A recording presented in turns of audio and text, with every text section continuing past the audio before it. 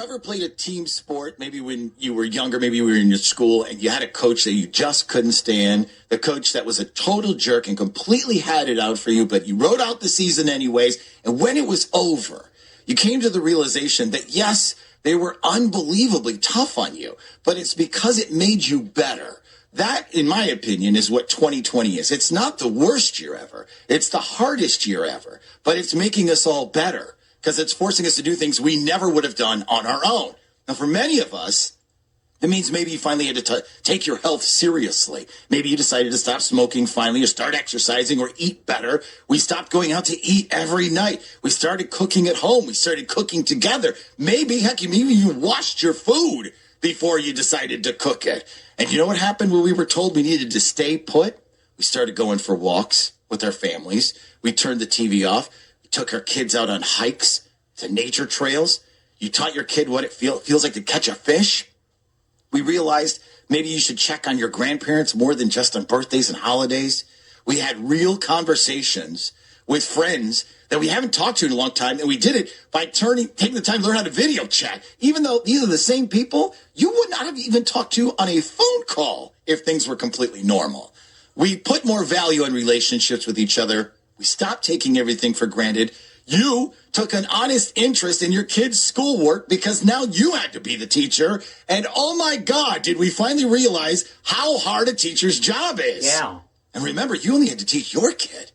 They have to teach everybody's. And now we're being forced to question the status quo. We're being forced to critically examine who's in charge of the system we live in and why. We're taking inventory of ourselves, our thoughts, our priorities, our privilege, our prejudices. We're not sitting back on the injustice thing anymore. We're standing up now. We're trying to change ourselves. The friends and family who still maybe don't see both sides of the racial divide, we are having uncomfortable conversations with these people. They need to be had with coworkers, with the funny uncle who always had a chip on his shoulder. We're unfriending people who aren't part of the solution anymore. And this is the year we took out our phones, and for the love of God, we stopped filming ourselves and turned our phones around instead. Yeah. We started filming the world around us because we finally realized what's happening to other people is a little bit more important right now. Before this year happened, and we were living our normal lives full of selfies on the beach and mimosas at brunch and trips to brew pubs and wineries and floatopias, think about this. Would you have ever taken the time to sit down every night and do homework with your kid? Would you have taken the time to tell their teacher that what you do is a miracle every day? Would you have drove by somebody's house for their birthday instead of putting a post on their Facebook page? I bet you if you asked that person, they'd tell you it meant more to see you in person. Would you have said to yourself, you know what? My job sucks anyways, and it's not even what I want to do with my life. Maybe it is time for me to make a move. Would you have talked to your kids about racism, what it is?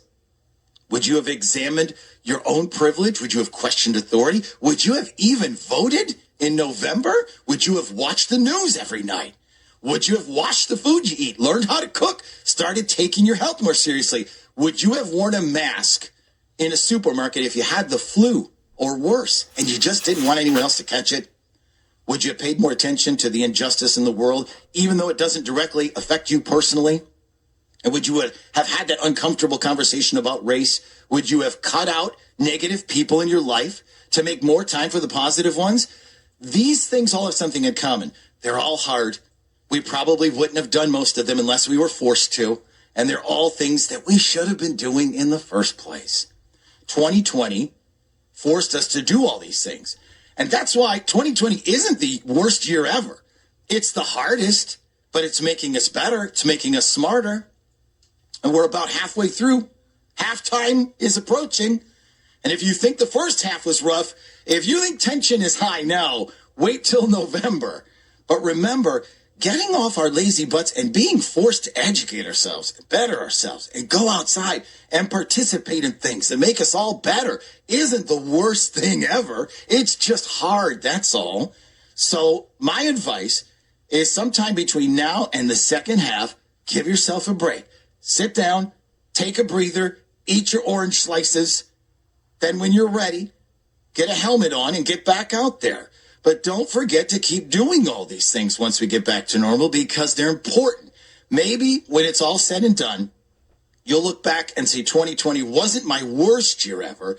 It was the hardest, but it was also one of the best. Wow. He's, he does make a pretty good point there.